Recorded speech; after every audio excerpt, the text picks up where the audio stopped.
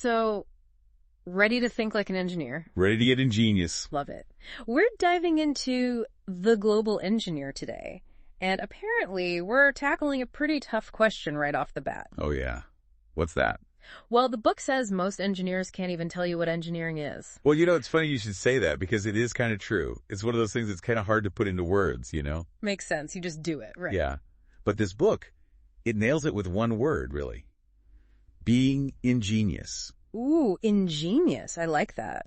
It's not just knowing a bunch of formulas. No, not at all. It's about using what you know to solve real-world problems in clever ways. That's it. So what makes an engineer ingenious? What are the skills? Well, the book breaks it down into 3 core skills.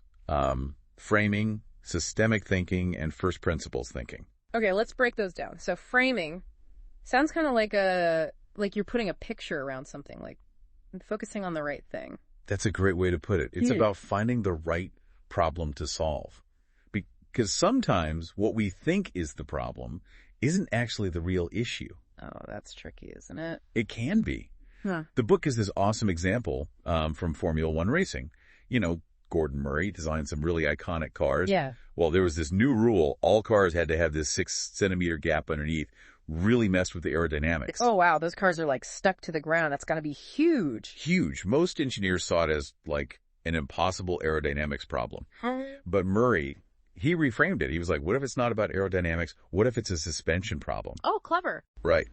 And that's how he invented active suspension. Lowers the car during the race, pops back up for inspection. Totally ingenious. That's thinking outside the box for sure.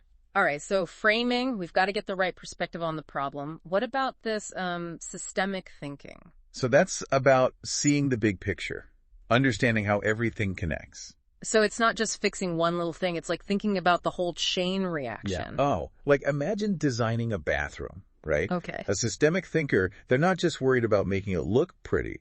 They're thinking about where the cubicles go, how many basins, even the hand dryer capacity, so you don't get those crazy lines. It's all connected. Exactly. Wow. I never thought about bathroom design that strategically before. Okay, so we've got framing, we've got systemic thinking, and then there's the first principles thinking. What's that? Ah, that's my favorite. This is where you get down to the nitty-gritty, the fundamental science behind everything. Okay, so instead of just doing things the way they've always been done. Which can be tempting. Right. You ask, but why does it work that way? You got it. You're using your knowledge of physics, chemistry, all that good stuff to understand the problem from its very core. Remember those thermodynamics classes? Maybe you didn't love them? Maybe. But they matter. That's first principles thinking in action. It helps you design things from the ground up. Wow. Okay, so these 3 skills, framing, systemic thinking, and first principles thinking, these are the secret sauce of great engineering. But the real question is, are these skills something you're born with, or can you actually learn them? Ooh, good question. And luckily, this book has some answers for us on that. Well, the good news is you don't have to be born an engineering whiz to think like one. Okay, phew. That's good to know. Because, full disclosure, sometimes I just want to skip all that thinking and go straight to the solution. Why make it harder? I feel ya. But this book, The Global Engineer, really emphasizes that expertise in engineering, it's all about practice. It's like learning a musical instrument or a sport. The more you do it, the better you get. Okay, yeah, that makes sense. So it's about building those mental muscles, right? Exactly. And the book gives us some awesome tools to help us do that. One of the simplest but most powerful tools is just asking why. Why? Okay, I'm a toddler again? Kind of. But it's about going deeper, right? Don't just ask how something works, but why does it work that way? What are the fundamental principles behind it? Oh, okay. So it's about really getting to the root of things. Exactly. Say your lamp won't turn on. Ugh, the worst. Right. Instead of just fiddling with the bulb, ask yourself, why isn't electricity flowing through this circuit? That'll lead you to check the wiring, the connections, really understand the whole system. It's like being an electrical detective. Yes. And that's where those first principles come in. You start thinking like a scientist to figure it out. That's so cool. Okay, so asking why helps us go deeper. What other tricks do we have up our sleeve? Right. This next one is my favorite. What if questions? Ooh, yeah, I like those. What if we could fly? What if trees could talk? Exactly. It's about pushing the boundaries of our thinking. Right. Challenging assumptions. Like, the book talks about using what if to visualize stress distribution. How forces act on an object. Ooh, that sounds complicated. It can be, but instead of getting lost in equations, you could ask, what if this object were made of foam? Okay, so I can, picture it squishing and bending. Exactly. Suddenly you can see how those forces would act, even though you can't actually see them. That's actually really helpful. So what if helps us get creative, but let's be honest, sometimes we need a little more structure, right? Like a plan. Totally. And for that, there's this classic tool called the fishbone diagram. The fishbone diagram. Okay, now I'm picturing aquariums and... It's not about actual fish. Okay, good to know. But it is about getting organized. So you write your problem down. That's the head of the fish. Then you draw these branches coming off, each one representing a category of causes. Okay, so if my problem is my car keeps breaking down, my branches would be engine problems, electrical issue, that kind of thing. Perfect. Then off those branches, you add smaller bones with even more specific causes. So under engine problems, you might have low oil, spark plugs need changing, that sort of thing. So you're basically making a family tree for your problem. Exactly. It helps you see all the possibilities, how they might be connected. Maybe you'll even find some surprising root causes you didn't expect. I love that. It's like detective work, but for everyday problems. Right. And speaking of detective work, this book, The Global Engineer, it doesn't stop there. It also talks about how context matters, like where you are in the world, can actually change the way you engineer things. Whoa.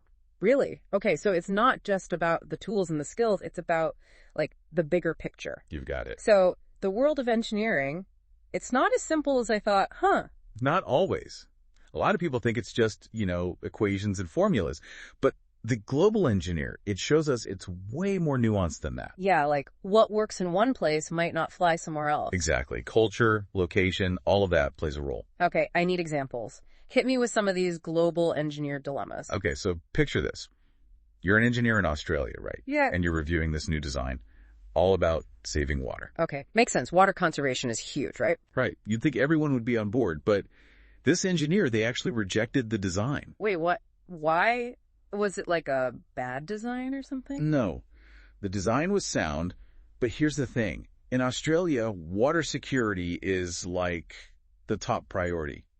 Even if it means using a bit more energy, they'd rather have a guaranteed water supply. Oh, wow. It's a totally different way of thinking about the problem just because of where you are. Exactly. And it goes beyond just geography. The book also talks about this Western engineer working in China, and he's freaking out because the factory only wants a tiny batch of his prototypes. Hold on, prototypes, those are the test runs, right? Before you make a ton of something. Exactly. But this engineer, he's coming from this mindset of smaller scale production. Which makes sense. Right. But in China, manufacturing, it's often massive scale. So a small batch of prototypes, that's all they need to get the ball rolling. Wow. See, this is what I'm talking about. Engineering, it's a cultural exchange program, but with blueprints and prototypes instead of language classes. I love that analogy. And, the biggest takeaway here, it's not just about understanding other cultures. It's about understanding our own biases, too. Ooh, right. We all have them. We do. And this book, it really encourages us to, think critically about our own backgrounds, our experiences, because all of that shapes how we approach problems. So it's we have to be aware of the lens we're looking through. Yes. And once we do that, we can start to see things from different angles, be more open to different solutions. And that's when the real magic happens. I love that.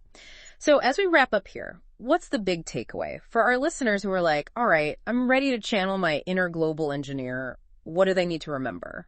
I'd say remember those core skills. Right. Framing, systemic thinking, first principles thinking, those are your tools. Right, like our engineering toolkit. Exactly. But then, don't forget the bigger picture. Ask why. Ask what if. And be open to the fact that the right answer might look different depending on where you are in the world, who you're working with. It's about being flexible, adaptable, and maybe a little bit more curious about how other people see the world. Absolutely. It's about embracing that ingenuity. Love it.